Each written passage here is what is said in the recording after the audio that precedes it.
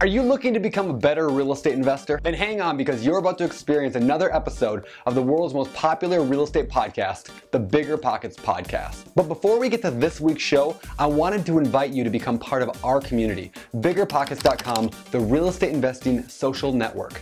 The membership is free, and you'll instantly gain access to networking opportunities, educational content, investor tools, and more. Sign up now and get a free copy of our book, The Ultimate Beginner's Guide to Real Estate Investing, read by hundreds of thousands of budding entrepreneurs. Just click this link right here, or just head to BiggerPockets.com. With that, let's get to the show. This is the BiggerPockets Podcast, show 94. You're listening to BiggerPockets Radio, simplifying real estate for investors large and small. If you're here looking to learn about real estate investing without all the hype, you're in the right place. Stay tuned and be sure to join the millions of others who have benefited from BiggerPockets.com, your home for real estate investing online. What's going on, everybody? This is Josh Dorkin, host of the BiggerPockets Podcast, here with my co-host, the guy who's been making fun of me the whole time, Mr. Brandon Turner. What's up, Brandon?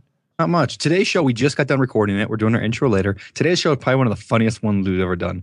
Like, I was cracking up on this show. Yeah. Mostly at your expense. Yeah, mostly because you're like a crazy, weird stalker who hangs outside people's windows. But yeah, okay. Oh, yeah, people will like that. All right. Anyway. Yeah, weird and uncomfortable. That's how we roll. All right. Today's show is awesome. We're going to cover a ton of stuff about a little bit about flipping, a little bit about landlording, a little bit about property management, a little bit about everything from a guy named Michael. You guys are going to love it. So before we get to that, we should do today's quick. Oh, quick. Clearly disorganized. By the way, once again, guys, I've got Brandon in town and we're recording this show. And look, there I am. There he is. We're in the same room.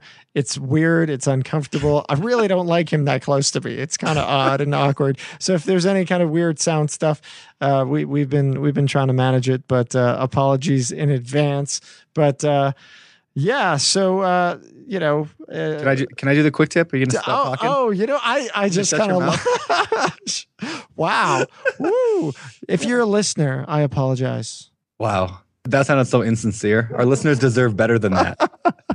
All right. Today's quick tip is, I don't know. What should our quick tip today be? A way to be prepared, Brandon.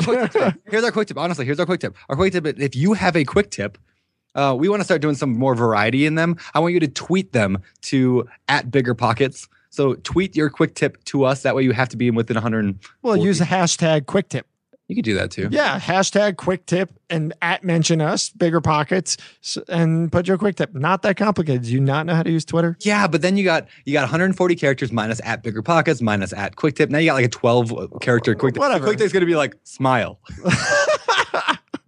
All right, way to go with the quick tip. That was awesome. Quick Nicely tip is smile. All right, moving on. All right, Brandon, that was fantastic. Well, before as we move forward with today's show, we've got a moment that we want to give to our sponsors, and today's sponsor is BiggerPockets Publishing. Oh yeah, there we go. BiggerPockets Publishing.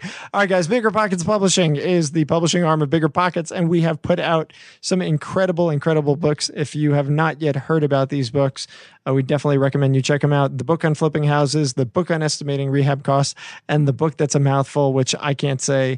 It's the book on investing in real estate with no and low money down by yours truly. Oh, that one. Yeah. Anyway. And how to rent your house. How to rent your house. Yeah, we've got a bunch of stuff. But you can check them out at biggerpockets.com/store, or for the flipping book, biggerpockets.com/flipping book, and for the no and low money down book, biggerpockets.com/no money. And those are our books. If you haven't checked them out, they're great. That said, of course, all that information is wonderful if you want to buy a book, but if you don't want to spend a dime, you can still get all that great info for free on biggerpockets.com. Anyway, that's today's, sponsor message for you. All right. Well, let's bring in our guest today. Our guest today is Michael Siekerka. I hope I'm saying his last name right. I think you got it. Okay, good. Michael is, like I said, does a little landlording, little flipping, a lot of stuff, and he is a very bright and very funny guy. So I think you guys are going to love this show. Mr. Michael, welcome to the show, man. It's great to have you here. Thank you, Josh. Great to be here. Indeed. Indeed, it is great to be here. Michael, we're excited to talk to you today. I've seen you around the site quite a bit over the the last few months we've kind of That's interacted creepy. a little bit. A little creepy. I don't like stalk him. I mean, I sit outside his bedroom window sometimes, but that's just because he likes to listen to my guitar, right? Wow. Let's take this somewhere else. I keep an eye on Brandon's cats for him from time to time. Yes, yeah, thank you. I appreciate it. All right, how did you get involved in this crazy little thing we call real estate? Well, I got the bug back when I was in college. It was kind of in 07, 08, back when real estate was the thing to do. And I really had an interest in it. I tried to talk my dad into buying a house for me and some buddies to rent out, something we could fix up. And no go, couldn't talk him into it. So I went out and started looking at houses on my own, and was pretty close to pulling the trigger on a couple places. Thankfully, I didn't end up purchasing anything in college, but I had that itch, and as soon as I graduated, that was my goal from day one, was to get my own property, whether it be a fix and flip or a rental or something, and just get involved. So it took about 6 months after I graduated, and bought my first home, owner occupied, live in, fix and flip. I think, Brandon, you mentioned that's how you got started as well. Yep. And just kind of never looked back from there. Hey, you said thankfully, when in college, you did not get to buy any property. I just want to hear about that. Why thankfully? Yeah. So when I was in college, it was, like I mentioned before, I was right at the precipice of the real estate boom. So had I talked my dad into something, I think we'd be probably just about now crossing over into positive equity. Yeah, So I don't think he would have bet too hard on that, and probably wouldn't be too happy with me. I thought there was more of a story there. I was looking forward to hearing some fun. I wish there was, but no, that was it. Oh man! All right, so you buy this first house to live in and flip. How long did it take for that to happen? And was that the intent when you purchased it? Yeah, so I purchased the house to live in and to remodel. So I bought a big time fixer upper, and I bought it wrong. I paid way too much money for it. I was too excited to buy it. But I moved in on the day of closing. I went and ripped all the carpet out. Just started, destroying the place. It took me about 3 or 4 months to get it livable, and by livable I mean the microwave worked and the TV was hooked up. That's all you need. I mean, yeah. So you're a bachelor at the time. Yeah, bachelor at the time. Oh yeah. What else? By myself. Yeah, sleep on the floor, ramen. Yeah, it's all good. So had a nice semi-finished basement with the tack down ceramic floors that we could just spill beer all over, and it was great. So after that first 3-month stint of really just going at it pretty much every day, once that TV went in, I kind of slowed down, and it probably took me a good 1.5 to 2 years total from when I bought it to when I was really done. So I think it sounds like you're saying you got comfortable, right? So you were in there, your intent was to flip it. The TV came in, suddenly you could kind of sit back and enjoy where you were. You were a little too comfortable and you weren't motivated, right? Absolutely. Okay. Absolutely. So for those people who are thinking about a live and flip, no carpet, mattress on the floor, don't clean the place up well until the very end, right? Live Spartan. Is that kind of the advice that you've got? Yeah. And I'd like to say I learned from that, but I'm kind of going through another live-in flip right now. And we kind of knocked out the bedroom was a big milestone, and we kind of pushed the rest of it off just because we got that piece done. That's good enough. My wife and I. We're doing the exact same thing right now. Yeah. Once you get comfortable, and you got to make sure that when you reach that milestone, you keep pushing on, because if you settle down, even if it's for a week, or say I deserve a reward, let me take a break, you get derailed. Yep. Yeah. I always find that on my property, I put in 3 months worth of work when we moved into our house. And I knew it needed a lot of work, so I bought a foreclosure and put in I don't know, $10,000, $15,000, $20,000 worth of work, and then got like 95% done, right? And then like the last 5%, I probably, in all honesty, won't finish till the day I move out, right? And it's like sad, like why not just finish it, and then my wife can enjoy, and we can enjoy living in a house that's done. But instead, like my railings, like I would replace all the banisters, and then like I stopped about halfway up, so like. If I had little kids, they'd just like fall down and like not make it. So, like, but the cats can jump down now, so it's all good. Oh man, that's great. Nice. Yeah, So anyway. well, I was gonna say, so you've done these live-in flips. What is your focus? What has your focus been? I mean, do you do pretty much all strategies? What do you do? So I started out primarily looking to rehab, to flip. That first house was where I got going. From there, I partnered up with a couple folks, friends of mine from work, on other flips. And somewhere along the way, one of my earlier properties was a fourplex, a live-in flip fourplex. And I started seeing the merit of having that cash coming in every month, as opposed to, waiting for that big payday with a fix and flip. And at some point, probably about 2 or 3 years ago, I really switched directions from trying to flip houses and to acquiring long-term buy and hold properties. Nice. Well, I'm curious about the partnering with friends from work. That always seems like a little possibly nervous to be kind of, getting in bed with those colleagues. Hey, Josh, you wanna flip a house together? Not a chance in hell. Yeah, so that's a great question. There's 2 separate folks that I partnered with on different deals. I'll say I was the primary motivator behind the whole thing in both cases. I was the one with the drive and the hey, we're going to go do this. And they were like, yeah, sure, I'll tag along for this. So in my situation, both of them, I would say, were successful from a dollars standpoint, but very unsuccessful from just my personal relationships, well-being. Yeah, the relationships probably didn't suffer nearly as much as many partnerships do. I'm still great friends with both of those folks today, but I learned a lot of lessons, and the biggest one that I took away from it, which I employ in partnerships that I'm involved in today, is to really define what each person's role is going to be and how they're going to be compensated for their involvement and who brings what to the table. Yeah. So what did the deal look like? I mean, what did the original partnerships look like? And clearly there was some stress that was created because of it. So it sounds like you guys kind of put it all together and you're like, hey, yeah, you give 30%, you give 30%, I'll do 30%, 33. And let's do this. And that was it, right?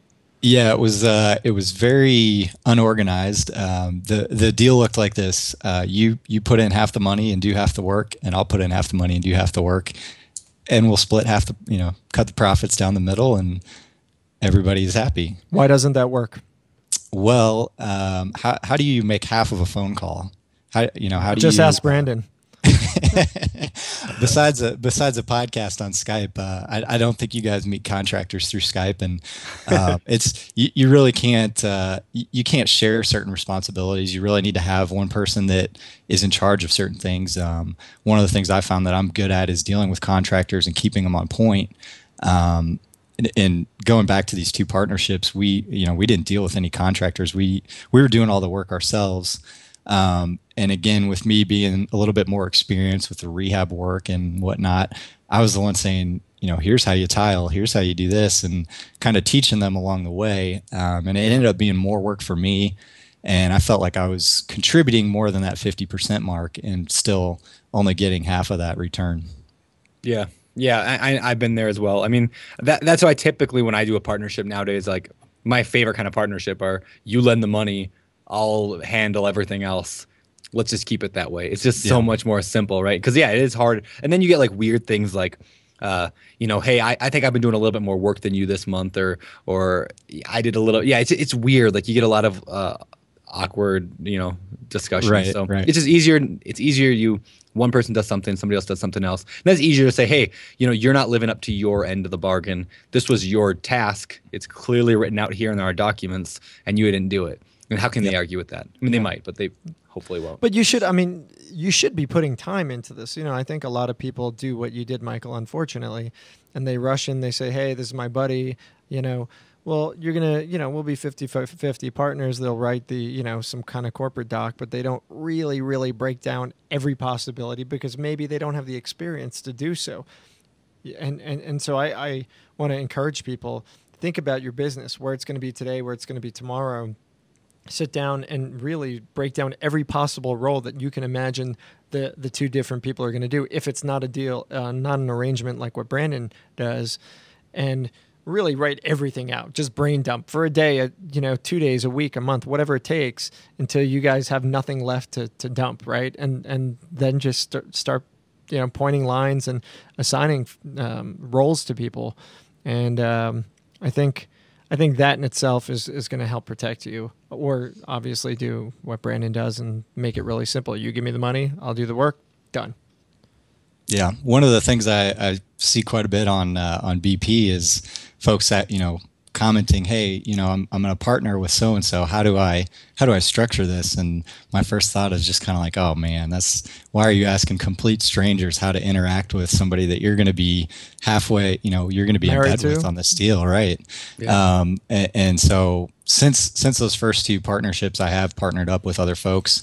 And I'm involved in a very successful partnership right now. And what we did from the get-go is we sat down and we spent days talking about, who does what, who brings what to the table, contingency plans. What happens if you don't do what you're supposed to do? How do we handle that? And we outlined all that stuff up front, and it's, working phenomenally. We don't have those same qualms if somebody's not holding up their end of the deal, like, oh, now I got to pick up the pieces. It's, oh, here, this is outlined. If you don't do X, then, we hire somebody or you pay me more or whatever, and we get it done. So that's terrific advice. I mean, just spending the time needed to structure that. I love that. It's great. I said the same thing, but you didn't say you loved it when I did. What the hell's up with that? I don't love anything you do. Sorry. Me and Michael, we're BFFs, and you are on the outside. Oh, ouch. Oh, man. I'm gonna stay out of this. This is a tough one. Boxing match. Oh my goodness. Well, Michael, let's move on to something else because, clearly, I don't know, this isn't going well for me. Let's talk about that live-in fourplex. How'd you find it? Why'd you decide to do the live-in fourplex? Give us some information here. Sure. So that property, it was right about when I'd finished up the single family home that I was living in, bought to owner occupy. I had a friend from work, and we both agreed, hey, we want to buy something, we want to rehab it, we want to make some money off of it. We might as well live there while we're doing it. That works great. So we started looking around. We looked at single family homes all over town. And one day my real estate agent said, hey, I got this fourplex here. You guys want to take a look at it? And we're like, yeah, sure. Why not? Let's check it out. So we went and looked at it and started looking at some of the numbers and just primarily just the rental income. And we realized, we don't have to do a thing to this place. We don't have to touch it. We don't even have to move into it. We can leave 2 of the 4 apartments vacant and it'll pay for itself. So anything we do from there is just gravy. So, we did some deliberating, talked things over, and we're like, let's go for it. Nice. Do you remember how you financed it?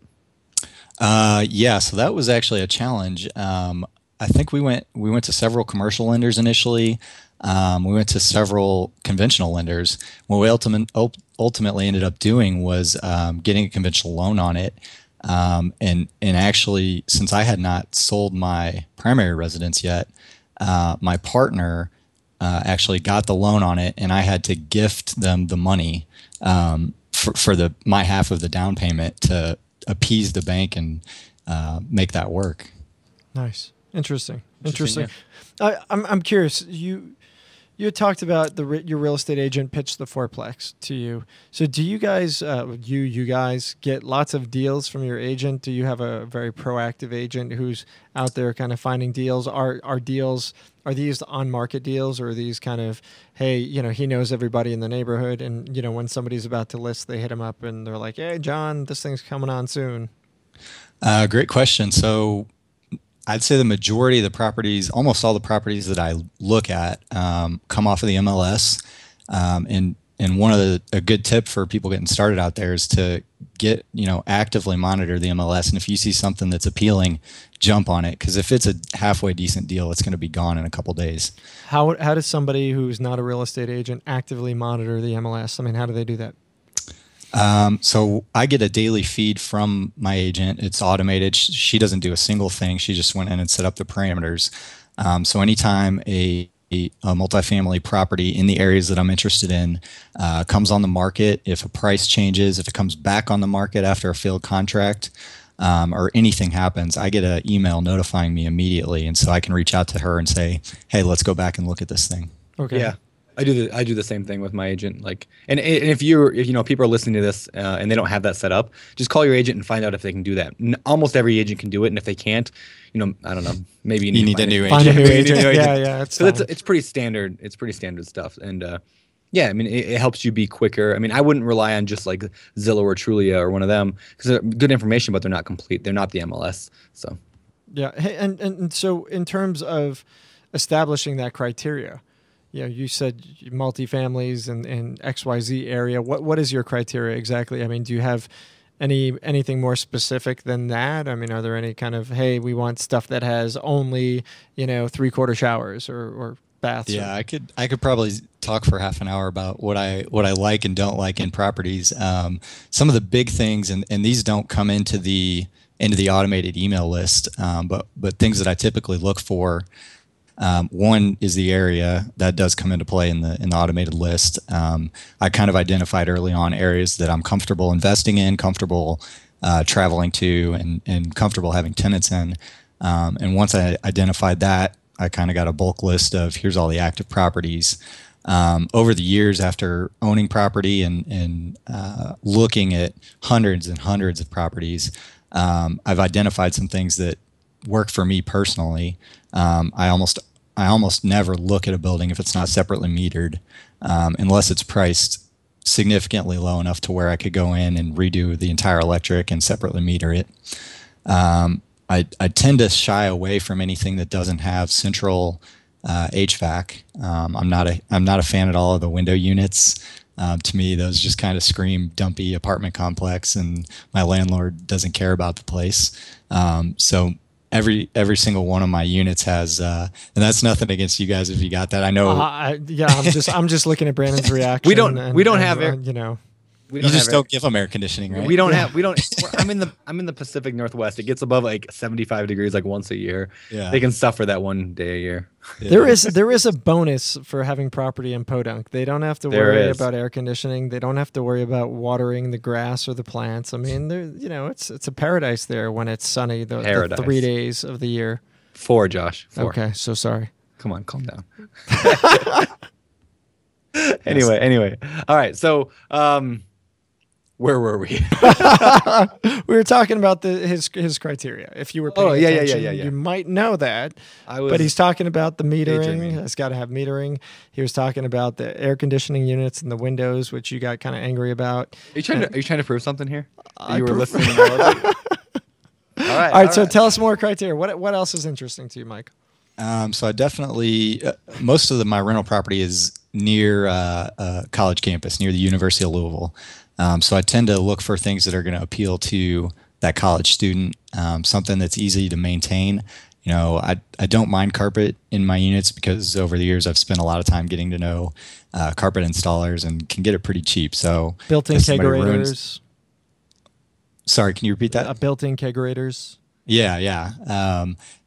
I try to screen those types of folks out, but good idea. But yeah, so anything that's going to hold up long term. Most of the apartments I buy, I tend to buy distressed and remodel. So I'm not too worried about what's in there today. I'm more worried about the layout, the flow. Is this something that somebody's going to live in, and is it close to the campus or close to where they want to be downtown? Talk about layouts. What is it that catches your eye on a layout? What is something that you're going to say, no way, I got to get away from this thing? Sure. So I'll give you an example. One building that I looked at, I think it had 6 or 7 units in it. The front 6 units were awesome. I was walking through this place. I was like, man, this is looking pretty good. It was off market, so I didn't know quite what the owner was looking for at this point, but I was working with a broker who was who had it as a pocket listing, and we got to that 7th unit, that secret back unit, and we walked through it, and it had I guess it was classified as a studio, but it was on 2 levels. The whole thing was probably about 10 foot by 15 foot, with a staircase in there. So 2 levels. Wow. 300 square feet. The staircase, we walked in there and the guy kind of warned me. He's like, you want to be careful. And I looked straight down, and I mean, it was almost a ladder leaning up against the wall. I mean, it was that steep. I mean, they had wood boards tacked up there. It was stairs, but it just wasn't functional. I think the 2nd floor was the bedroom, and then the 1st floor had a partial kitchen, and I can't even. It may not have even had a kitchen, or it may not have had a bathroom. But I mean, it just was. It was a liability waiting to happen, and so once I got to talking details with the guy, I mean, hell, I'll buy anything. If the price is right, I can tear that thing down or fix it or do something with it. But they wanted a price based on the $500 a month that was getting at that time.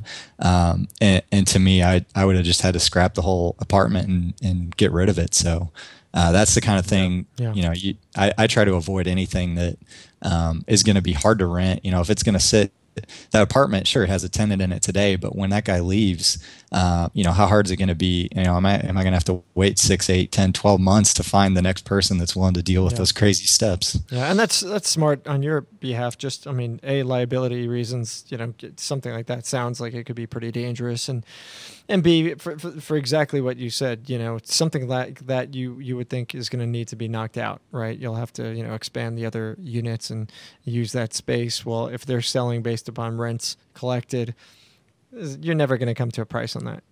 Right. Yeah, right on. Well, have you had any other experiences with funny layouts like that? So there was one building, it was a mixed use building. So the 1st floor is a restaurant, very well-known restaurant. I actually went to the restaurant probably a week or 2 before the showing because I knew I was going to be going to look at this place. Awesome food, awesome layout. I was like, man, this, I was getting real excited. I go and meet the agent there. We're walking through.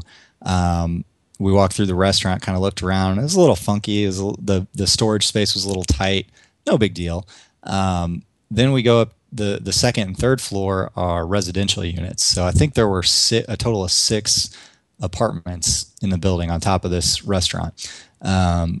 So we go in the stairwell, beautiful stairwell. Most of the buildings I look at, a little caveat, are in the historic part of Louisville. So they're 100 plus years old. So there's all kinds of cool details.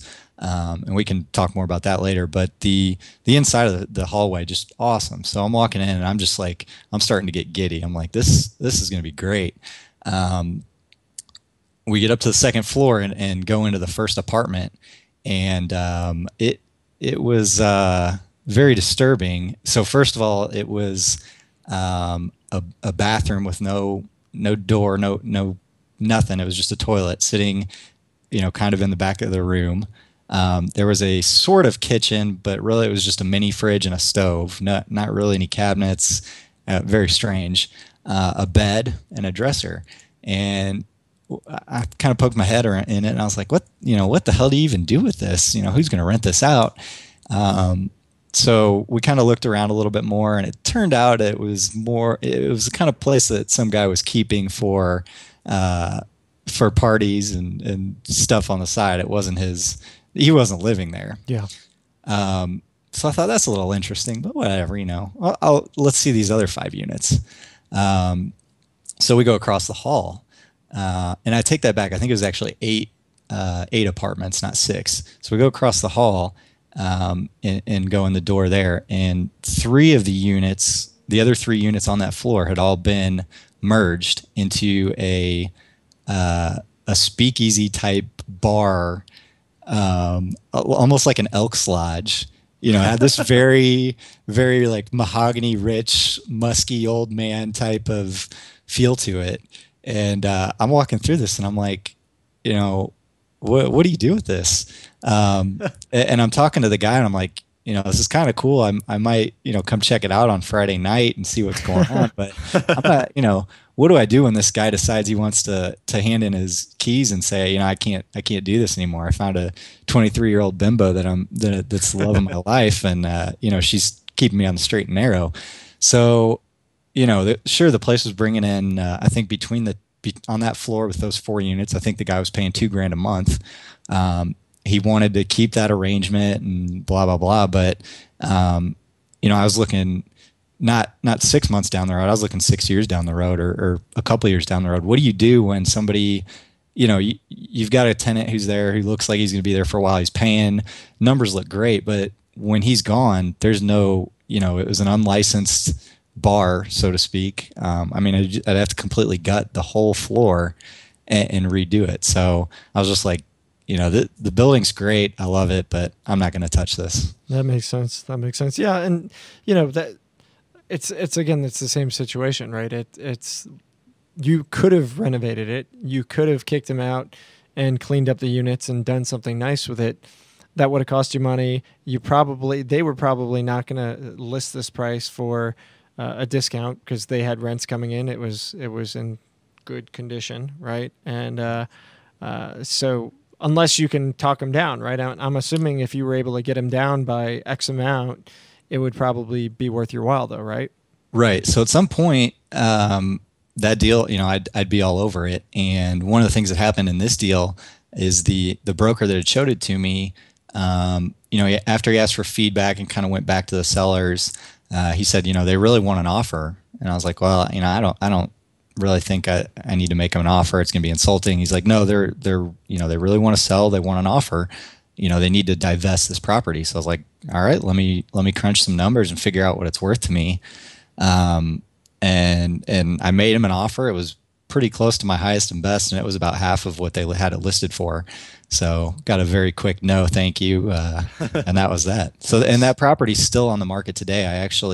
This was probably about a year and a half ago. I was browsing some commercial real estate the other day and saw that it's still sitting there. Same exact price. Oh, same price. Same exact price. Yep. So. Wow. So if anybody listening to the show wants a nice speakeasy, they can, get in touch with you. And you can let me know. I'll point you in the right direction. That's funny. All right. So are you still are you working a full-time job, or is this your full-time gig, or what's your story? I do work a full-time job. I work in insurance, so I'm an actuary for the 90% of the listeners out there who have no idea what that is. Primarily involved with looking at claim statistics and pricing insurance. So very, very unexciting. I've decided. Yeah, I was going to say that's fascinating. To turn myself as when people ask me what I do, I'm a real estate investor. Nice. That's cool. Cool. So you got into this you didn't get into this you're looking at these multifamily properties.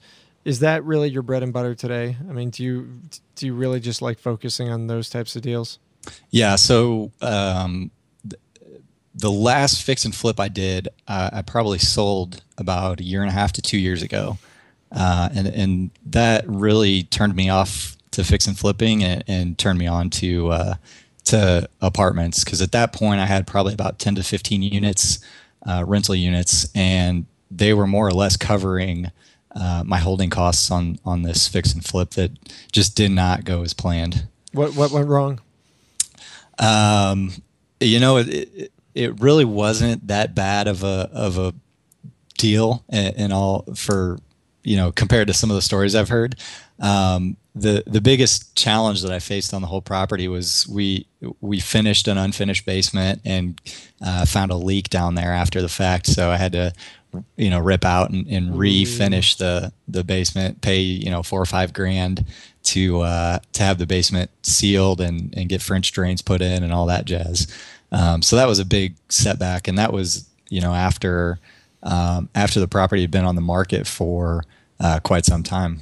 So I was already bleeding, and I was like, somebody came and cut my knees out under me. So it was just like, So are you totally out of the rehabbing business at this point? I mean, the flipping business. Out of flipping, yes. Okay. So now primarily what I look for are distressed rental, multifamily properties that I can go in and, use the same contractors, do a lot of the same things to these apartments, really spruce them up. But then, go and either, depending on the financing situation, once they're completed, I get them rented out and either seek new financing or just hold on to them as is. Are you using the same agent, or are you using multiple agents to help you find these different properties? I primarily use one agent who I was introduced to pretty early on. She helped me buy my first house. She was recommended to me by another local investor, and over the years, I've seen hundreds of properties with her. Really got to know her, but she's been instrumental in. Anybody can kind of show you properties and say, yeah, you should buy this, or no, you shouldn't, or whatever. But she's also an investor herself. She's got several rental properties in an area that I like to invest in. So she knows contractors, she knows plumbers, she knows management companies, she knows lenders, she knows the work. So it wasn't just, I don't stick with her because she sends me that automatic listing update every day. I stick with her because, over the years, she's really helped me grow from that green-eyed guy who just wanted to go and rip a house apart and put it back together to somebody who really wants to build a business and contract a lot of that work out that's involved in that. And a great agent can really mean the difference for a newer investor, can it? Absolutely, yeah. Yeah, I mean, if you turn to somebody who doesn't know what they're doing and you don't know what you're doing, you're in a lot of trouble. Yeah, and one of the things in my experience, so over the years I've dealt with probably 10 different agents on my side and countless more on the other side of the table. And one of the things that I would advise folks out there is to really take what they're saying with a grain of salt and do your own research. Figure out, just because they say that blowing out this wall and throwing a deck on and putting sliders on is going to add $10,000 worth of value to the property, why do they think that? Is there anything that backs that up? Is there a comp down the street that has that's worth 10 grand more? And really research what they're telling you. Don't just take them at their word. That's great advice. Great advice. Yeah, it is. So how are you financing these deals today? Like if you go and find a property today that you want to go buy, how would you put it together? It depends on the type of deal. So I recently just finished a triplex that I remodeled top to bottom, more or less a complete gut. That property I purchased with a hard money loan, which is the same lender that I've been working with for a lot of the rehab deals that I was doing. I built a relationship with him. He doesn't typically like to loan on multifamily property, but he's worked with me enough to where he was willing to pull the trigger on some multis for me. I bought that property cheap enough, and it needed so much work that going through a conventional loan or commercial loan just wasn't going to work out. So I partnered up with him on that, or I say partnered. I took a loan from him on that, a very high interest, generous loan for him, and remodeled the whole thing top to bottom. Then once I got it completely done, rented out, tenanted, I went to a commercial lender that I also got a relationship with and said, hey, look, I got this property. It's bringing in X. It's probably worth about this. How much can you loan on it? I shopped that around to 3 or 4 local lenders that I've done loans with in the past, and built a relationship with, and kind of ended up pitting it between 2 of them and getting what I wanted out of it. That's cool. That's cool. I'm a big fan of like the hard money to refinance later kind of strategy. I mean, it's a little bit dangerous in that. For those people who don't know what a hard money lender is, it's obviously a person who lends at high interest rates and high fees and short term, but they can do loans. They're not a bank, so they can do these loans that nobody else can do. And so, I guess. What are some of the dangers? Maybe you can talk about that. What are some of the dangers of using a hard money lender? Because I like them, but they are dangerous. So why is that? Sure. So the biggest thing is holding costs, at least in my experience. You're borrowing a lot of money, in most cases a good deal of money, and you're paying upwards of 12%. And some I've heard people paying 16, 18, 20% for this money. So the clock's always ticking on you. You need to either, I think you guys discussed it in a previous podcast, but having 3 or as many exit strategies as you can. Just having one plan isn't isn't really going to work for you. If something happens and you're stuck with it, you can really find yourself in trouble. Well, so let's just say that real quick. Let's say you bought a property, this triplex, and you went to go get a loan from these people, and they said no. The bank said, no, you got too many properties, too many loans. What would you do at that point? My plan B would probably be to sell the property, which would break my heart because it's such a great rental property. But with the amount of work that I put into it and my equity position, because I did get a hard money loan, but I also sunk a lot of my own capital into it. So I had plenty of a buffer there that if, ultimately my goal was to cash out, refinance, and recoup as much of my personal funds as possible and pay off that hard money loan. But if that didn't come to fruition, plan B was to potentially sell the property. Plan C would be to, call my dad, pull a note out of Brandon Turner's playbook, and say, hey, Dad, I got this deal. I owe X on it. You wanna partner on it? We're not all that lucky. Yeah. Must be nice, guys. Must be nice. Well, the nice thing is they don't need money to do that strategy. The person just needs to have good credit. So there's a lot of people out there who have good credit that you can partner with if you had to in an emergency like that. Nice, right. Nice. And you do cover that, and we talked about that in the podcast a couple weeks ago, and in your book, right? That we did. So if people want to know more about the hard money to refinance strategy, check it out in what's my book called again? The book on investing in real estate with no and low money down, which you can get at biggerpockets.com/no money. Yeah. But anyway, I guess I want to talk a little bit more about the hard money lenders, just in terms of the no money down. People talk about them, and I mentioned this in the book about it is possible to get a hard money lender to fund 100%, but it's very, very difficult and maybe not wise. So I guess, what does your hard money lender require? What does yours require you to put down? So for a typical fix and flip, he's looking for 10% of the purchase price down up front, and then he'll loan up to 70% of the completed value. Okay.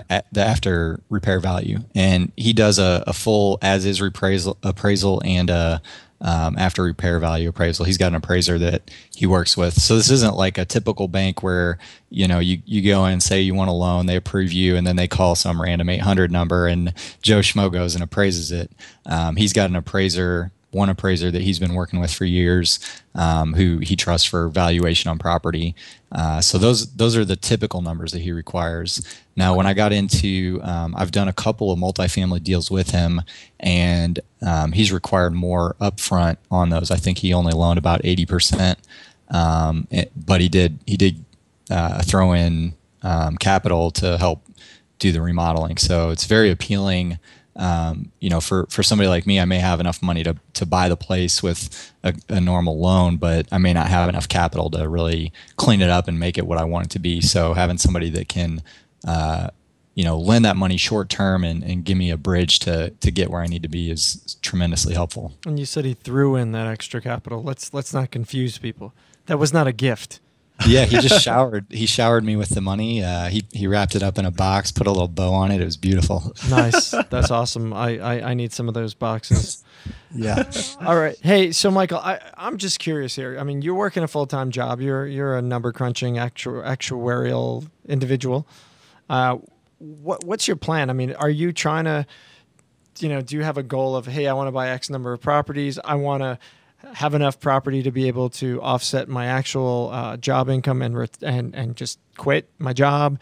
Are you, do you love your job and want to do that forever? And this is just another way to go vacation every, 2 weeks. I mean, what are you doing here?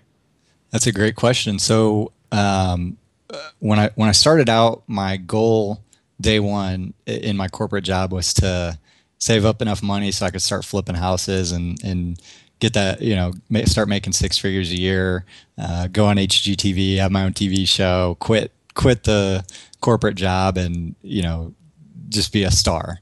As most people that get into flipping quickly realize, there's it's not as glorious as they make it out to be on the TV shows. You're not making as much money, and you're not making it as quickly as they like to make you think. So over time, as my investing has changed and my job has changed, I've personally changed my focus. My original plan was to to only be there as long as I had to be.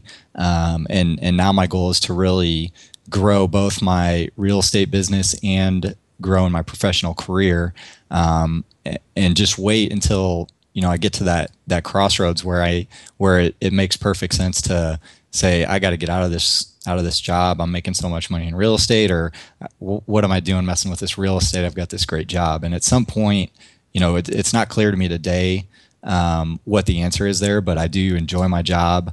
It offers me the flexibility to invest in real estate, which I also love. So I know a lot of people come on the forums and say, I can't wait to quit my day job, or I just quit my job, and everybody's excited.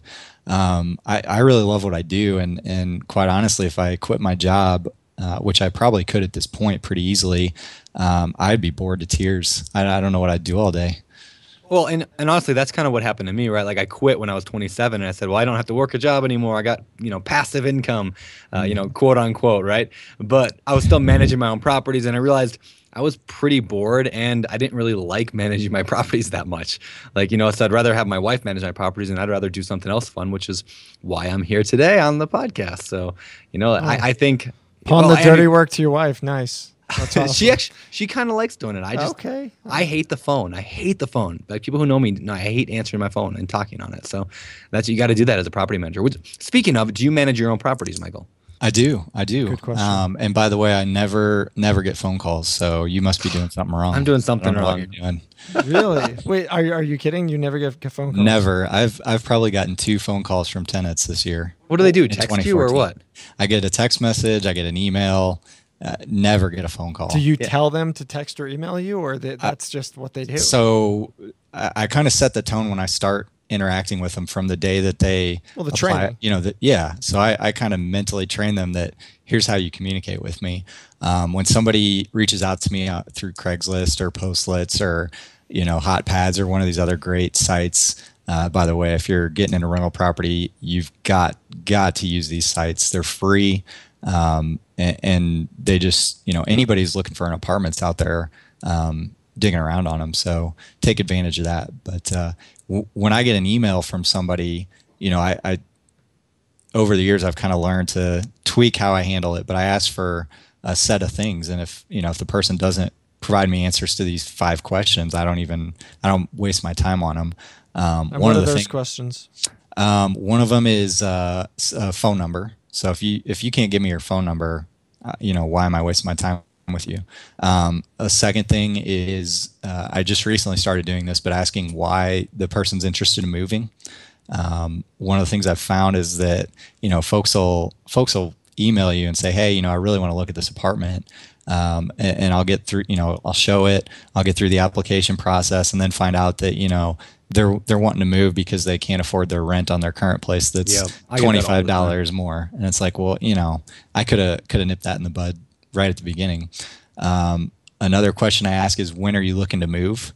I'm sure you guys have experienced this, but I don't anymore, but I used to get folks who would email me, say, yo, this is the perfect apartment. I love it. When can I see it? And we set up a showing. They're like, oh, this is it. This is the one. They go home, they get an application, they send it to me, and they say, oh yeah, I want to start in 4 months. I'm like, well, just wasted all that time for nothing, because this is going to be gone before that.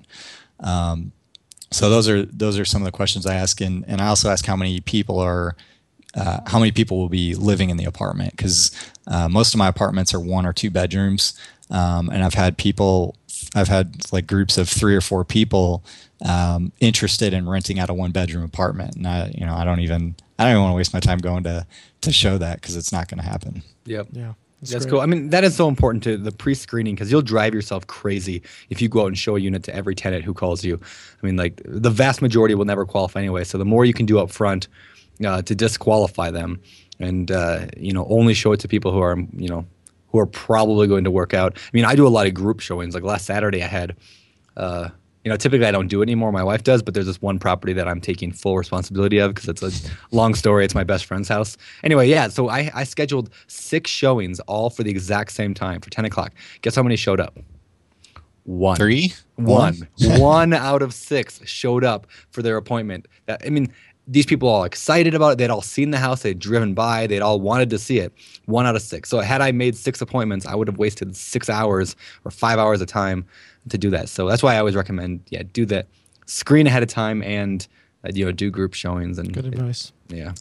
Yeah, to that same point, I just started using a showing agent, a real estate agent who's looking for some additional work on the side and looking to get into investing. And we kind of figured out, hey, this is a great opportunity. But one of the things that she kind of suggested was doing group showings, and she really loves the additional safety. If you probably don't care so much, Brandon, because he's gonna want to mess with the crazy old cat guy. But did you just call him a crazy cat guy? I love that. I love that. You can be my guest host anytime you want. But yeah, so for her, I mean, she loves the added safety. If you've got 4 or 5 people showing up for a showing, Craigslist can be sketchy, and you always hear that random story of this, that, or the other happened through Craigslist. But when you know that there's going to be 5 people showing up to look at that apartment, you're not worried about that one crazy person because nobody's. I was gonna say, and the competitive nature of people, like, I'm gonna get this house before that. That lady's ugly. I'm gonna get it before her. Like, they get in this like bitey little angry, I don't like that person over there, and they want to get the apartment above that person. They'll talk behind their back, and it's fun. I have a good time with that. Do you talk with them behind the other person's back? Of course I do. I'm like, yeah, she's terrible. And I go over to them, I'm like, stop that lady over it. there. Oh, stop it. Come on. I don't do that. No, but they do. They get really bitey at each other. Or not at each other, but like when one goes in the other room, they're just like, those are I don't know. I mean, what's the worst they've ever said? Is things like, I think they've got a dog or something like that. Just dropping these little things to just, you shouldn't rent to them. You should rent to us. Oh boy. Boy. I got low income tenants though. Yeah. Hey, Michael, let's get back to something real here. Not Brandon's stories that nobody cares about. Tell me about this,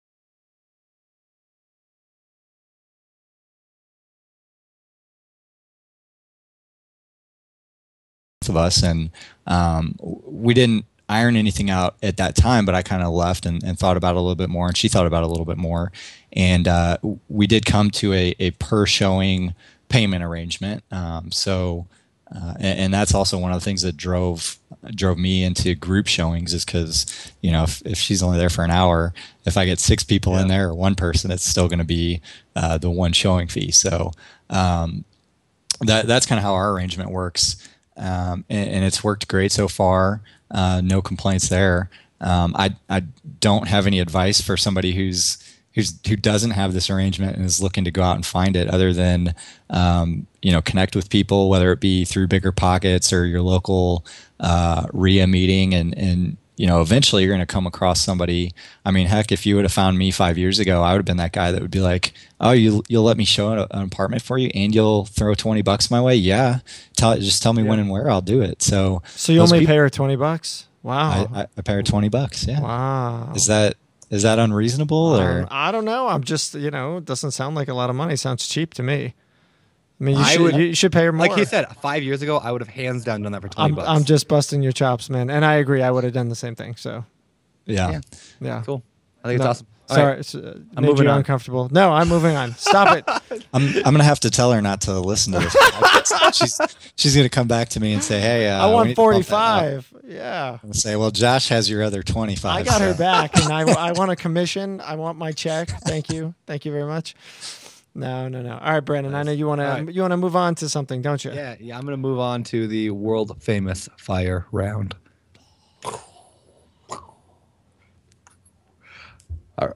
Is that a good? Yeah, that was crazy. That was that was awesome. To be doing the sound effects too, yeah, you can if you want to. It's pretty. The more that does it, the more epic. All right, the fire round.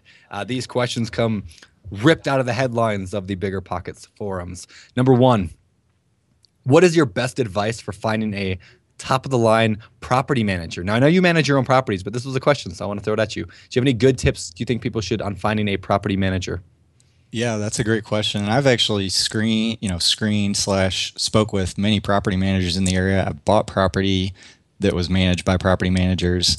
And I know several in the area. So one of the things I would suggest doing is talking to the person that's in charge, finding out what kind of response times they have. One of the things that I found was lacking in the people that I talked to was, they kind of prioritize, if they have 800 units they're managing, your 15 units probably, they fall somewhere in there. Sure, they're going to tell you that this is the most important property that we have, but come armed with an example and say, hey, if I text you or call you or whatever, and I've got a tenant who has a light bulb burnt out in their kitchen, how long, what's your turnaround time on that? And they might tell you it's a day or 4 days or whatever, but when you ask for, second thing is ask for references.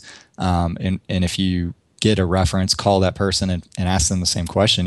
If a light bulb's burnt out, how long does it take so-and-so management company to get over there and replace it? Because those are the little things that, they're not going to make or break your bank. You'll get paid the same amount of money every month, but the tenants they're going to see that and they're going to be like, well, this person doesn't care about the property. So now I don't really care about the property, or I don't want to stay here, or whatever. So that's a big one. And then I'd also strongly recommend finding somebody who also invests in property themselves. A lot of the property management companies I know of in Louisville are, probably about 50-50. Half of them are owner investors where they're in the business, they know what they're doing, they're in the same shoes as you, and the other half are just folks that either saw an opportunity for making money in real estate without having any money, or whatever, but they don't know what it's like to be the owner, to be paying those bills, to have that troubled tenant or the eviction. So somebody that knows what you're dealing with would really make a huge difference. That's great advice. Yeah. I mean, and I think there's some argument from investors about all those criteria too. I mean, I know that, when I first started looking for managers, I wanted somebody who managed a lot of units, and I found that the ones who managed a lot of units were putting their units before my unit. And I even heard from tenants that I had, like, yeah, we're trying to move our friend in, and we told them we want to get them in our building, and they try and push them to other properties that turned out to be properties that they owned. And that's kind of one of the dangers that you face. And I still to this day, I don't know how to get past that, but I think it's the references and trying to find references of references, maybe, because, you're only going to give good references. Yeah, that's an excellent point, Josh. Can I revise my answer real quick? Sure. So my new answer is what I'm currently trying to do: build up enough property to where you can hire somebody to work for you, yep. And then you control, what happens if you want to fire them or if they're not doing something right. Yeah. They answer to you and you only. Yeah, I think that's good advice. Yeah. I think it's and that comes in time. And the question is, how many doors is that? And I think that's different for everybody. But all right, so do rules like, well, the rules of thumb, like the 50% rule and the 70% rule, do those still hold true in today's market? Well, I never really bought into any particular rules. I actually got into investing before I discovered BiggerPockets and come across some of the rules after I had already kind of developed my own rules. So yeah. For me, the rules that I created are specific to not to Louisville, Kentucky. They're specific to Old Louisville or the Highlands, are very market specific, and they're geared towards the property that I'm interested in. So my advice would be to kind of have an idea going in what you want to get out of it, but come up with your own criteria. And if you need to adjust that criteria as the market changes, be very careful about doing so, because I think that's a key indicator that things are either overpriced or it'd be a good time to sell. If you're not finding any deals that meet your criteria, maybe it's time to unload some properties and wait until something good comes on. Yeah, I think that's great advice. And the quote rule thing, again, those are guidelines. We didn't come up with them. They're not mine. I'm not invested. I'm not invested in them. It's people in the community have come up with them, and generically they tend to be fairly true for certain situations, right? I mean, it's not going to work for everybody, but I really like what you said, which is get out there. Maybe whether it's those rules or some other rule that you might have, adjust them for what works for you in your particular market, in your particular strategy, in your particular niche. Figure it out, narrow down your criteria, and establish that. Make that your rule, and now that's what you use going forward. Every time the agent sends you something, every time the mailers go out and somebody calls you, whatever it is, you've got your rules. Don't shift them. Don't budge them. Because if you start to, but this feels really good, it's really close, but, that's a really good way to get yourself in trouble, I think. Yep. Yeah. Agreed. All right, next question. What is your opinion on buying out-of-state rentals? That's a very great question. So I recently just moved out of state.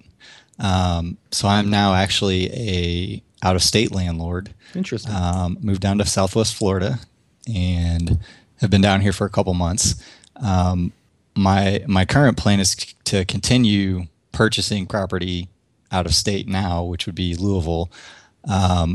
As somebody who didn't start that way or doesn't plan at this point, eventually I plan to purchase property in other areas. But I would suggest that you really probably want to go and know the area that you're looking to buy property in. If somebody throws out a deal on the BiggerPockets marketplace saying, "Hey, I've got this 8-plex in Cleveland, Ohio. It's great cash flow. It's a cash hog," and you're looking to invest in Cleveland, Ohio, but you've never been there. How do you know that property's in a decent area, that it's going to rent well, that it fits your criteria? So my suggestion would be to go and know where you're investing.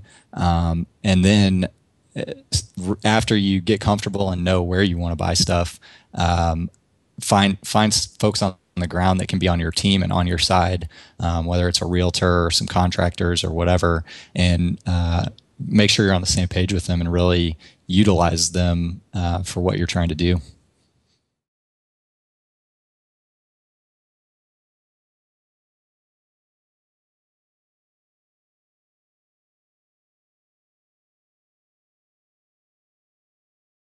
Florida as well. Florida, yeah. Where in Florida are you? It's great down here. I'm in the Fort Myers area. Okay. Yeah. He was in Fort Lauderdale. Yeah. Can I have a barbecue at your house as well? I just asked him that if I could have one. Okay, I'm coming over come from on both down. your houses. Come on down. down. Have 2 barbecues 2 days in a row. Well, and the interesting thing invited. was he also invests back at home in Detroit while he's in Florida. So it's kind of cool that you guys are both doing the similar strategy there. Yeah. Yeah. Awesome. All right. So what would you do if a tenant asked for a 3-week extension on the rent? Say no. But my aunt is really sick and I got to travel and I just can't do it right now. So I was in this situation very, very early on. Thankfully, I am grateful for it, but I had that tenant that was 3 weeks late every month. And I was a huge pushover. I mean, I let them do work on a property I was remodeling. Anything you could think of that would be the wrong thing to do, I did it. And boy, did I learn my lesson from that. And so going forward, I set the rules in stone. If somebody's late, typically now, I receive all my rent electronically. So I don't get the excuse of, oh yeah, it's in the mail or. What do you use for that? Great question. So I use 3 different sources. I give the tenants an option, whatever they prefer, but I use primarily Intuit Payment Networks, which charges 50 cents per transaction. and I just eat that cost. I don't charge it back to the tenants.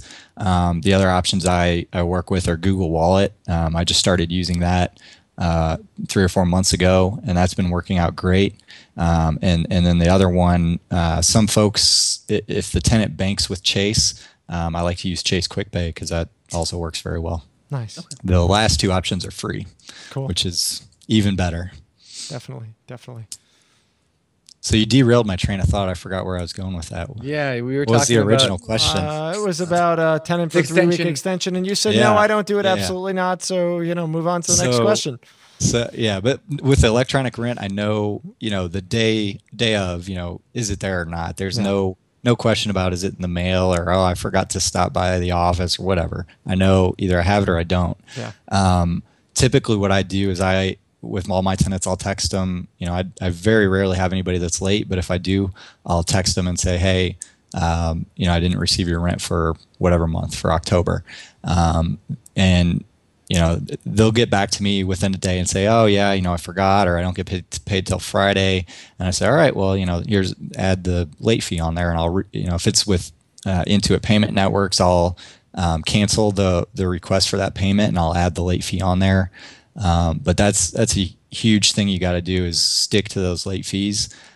Sometimes what I'll often do is I'll cater to my soft side and give somebody a break if it's their first time, and I'll charge them half the late fee. Yep. But I very rarely, if ever anymore, don't charge a late fee if I don't have that rent when it's due. Yep. Nice. Yep. Nice. Cool. I do. We're very similar, so it's good. Great minds think alike. All right, moving on to the world famous. I can't even do it. I can't do it. Wow. You all right, Josh? I'm choking. Did you take your your old man medicine yet? Help. All right. Famous for. These questions we ask everyone, so let's hear them from you. You listen to the podcast, you know what's coming. Number 1, what is your favorite real estate book? Favorite real estate book? I tried to think of something that wasn't overly mentioned, but one thing I often tell folks to buy on BiggerPockets, and I have no affiliation with it, is Commercial Mortgages 101, and that's by Michael Reinhard.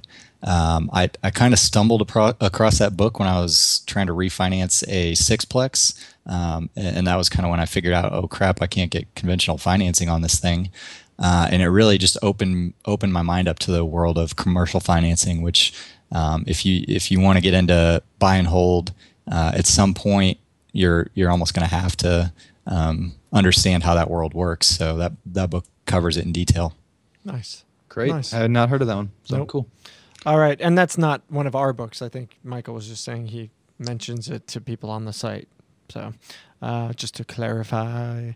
Okay. Moving on. Favorite business book. What is your favorite business book?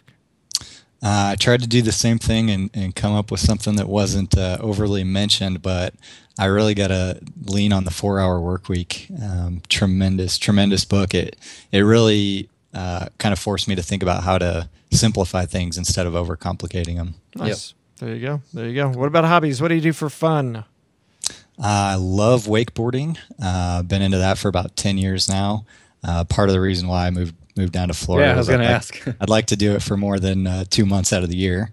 Can we go wakeboarding when I come down for the oh my God, barbecue? Seriously? Dude, stop. stop. We can do that, yeah. See, I just got an invite. You didn't, Josh. Yeah. See, that's... I mean, Josh can get yeah, one but here's like Michael's Oh. going to quietly send me an email. Hey, Josh, anytime you want to come down. Whereas you like kind of make it so they can't say no. And then they I'm not feel gonna give awkward you about the- it. One I'm of the like things Michael with Quarles of barbecues. You're the Michael Quarles of in your face, making people feel awkward.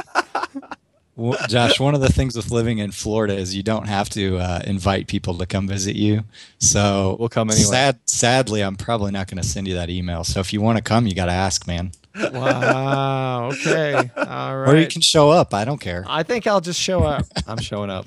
Nice. All All Brandon right, already hobbies. knows where I live, so That's a scary thought. Because I'm outside your window right now. All right. We got to end this thing. We're kidding. I'm losing it. All right. Last question of the famous 4.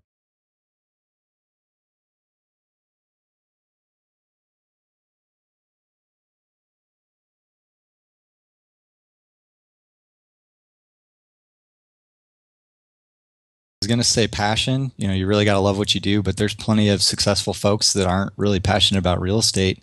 So I kind of changed my mind and went with persistence. If you're, you know, I don't know a single real estate investor that hasn't come across a situation that was difficult or costly or they lost money on, and you got to be able to pick yourself up, dust your shoulders off, and stick with it. Nice. Great. Awesome. Mike, it's been a pleasure, man. Where can people find out more about you? Well, you can reach out to me through BiggerPockets. I'm always on there. Always. Always. 24/7. Yes. I don't sleep. I live, eat, and breathe BiggerPockets. So He does. I could testify to that. Nice. That's awesome. You can check me out on there. I also have a website that is primarily just to showcase some of the work that I've done, and that's www.renovate, like innovate with an R in front of it, followed by ky.com. So www.renovateky.com. Nice. Clever. Awesome. I like it. Awesome. All right, guys. Show 94, the BiggerPockets podcast, biggerpockets.com/show 94. You can find the show notes. Link up with Michael there. If you've got questions about the show, definitely link up with him there in the show notes. Otherwise, reach out to him on the site and at his website. Beyond that, thanks so much. We really appreciate having you come on board, and obviously we love having you as a member of the community. Absolutely. Thanks. Yeah, it was a pleasure being on, and Brandon, I'll see you in a couple months. Yeah, I'd be careful. You might want to turn that. It might be sooner than that. All right. Otherwise, guys, besides the fact that my co-host is creepy, this is the BiggerPockets podcast. If you are not active on BiggerPockets, you're missing out opportunities to hang out with crazy guys like Brandon Turner and very, very nice guys like Mr. Michael S. Siekerka. I can't say it. Siekerka. Michael Siekerka. Michael Siekerka. Michael, thank you again. And guys, if you're not already doing so, please follow us on Facebook, Twitter, LinkedIn, G+, all the other social networks. We post and share lots of cool stuff there. And really want to thank everybody for their time, for listening, and be active, get involved in our community, get out there, do deals, make things happen, and ask questions if you need help. I'm Josh Dorkin, signing off.